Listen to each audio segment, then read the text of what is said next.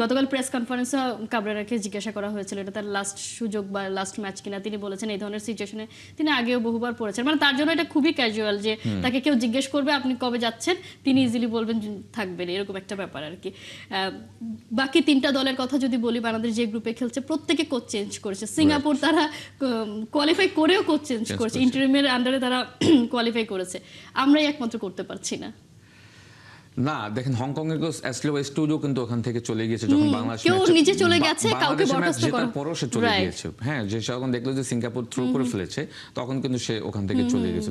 Main fact হলো coaching প্রেশারটা হলো থ্যাঙ্কসলেস জব। হ্যাঁ, এখানে যদি আপনি সাকসেস না হন আপনাকে কেউ রাখবে না। বাট আমি কাবরেরাকে বুঝি না, 4 বছর প্লাস হয়ে গেছে, একের পর এক ম্যাচ সে বাংলাদেশ দলকে বা তার যে আলটিমেট গোল ছিল সেটা তো আসলে আপনি যেটা বলছেন ভেরি ইন্টারেস্টিং, যে সে আসলে তার এরকম সিচুয়েশনের আগেও হয়েছে যে যাবে ওই দেখা যায় যে ওই ম্যাচে ড্র করেছে বা বাংলাদেশ জিতেছে, কিছু একটা করেছে, থেকে গিয়েছে। আজকেও হয়তো দেখা গেছে যে ড্র বা জিতলে তার মানে কন্ট্রাক্ট হয়তো এক্সটেনশন হতে পারে।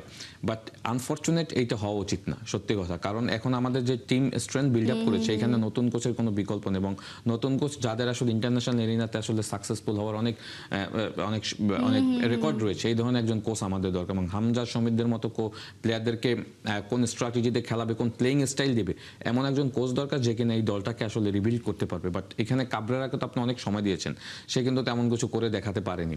আজকে যদি আমরা এশিয়ান কাপ কোয়ালিফাই চূড়ান্ত পর্বে খেলার একটা দ্বার প্রান্তে দাঁড়িয়ে যেতাম, তখন আসলে আমাদের এই কোশ্চেনগুলো আজকে করতে হতো না। সুতরাং কাবরেরা যেটা বলছে ট্রু, যে এরকমের প্রেশার বা মোমেন্ট অনেকবার ছিল, তার কাছে এটা আসলে কোনো ফ্যাক্ট না। ফ্যাক্ট হলো আমাদের জন্য যে আমরা আসলে যে দলটা পেয়েছি, এই দলটাতে অনেক ট্যালেন্টেড প্লেয়ার রয়েছে।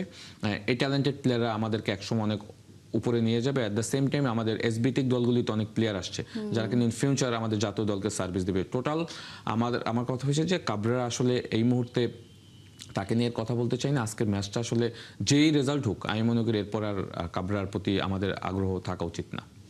আগ্রহ তো আসলে কারোরই নেই, যদি আসলে খুব বেশি বাজে কিছু না ঘটে যায়। কাবরেরার হয়তো এটাই তার আসলে ডাগ আউটে বাংলাদেশের হয়ে শেষ ম্যাচ, সেটা আসলে প্রত্যেকেই প্রত্যাশা করছে।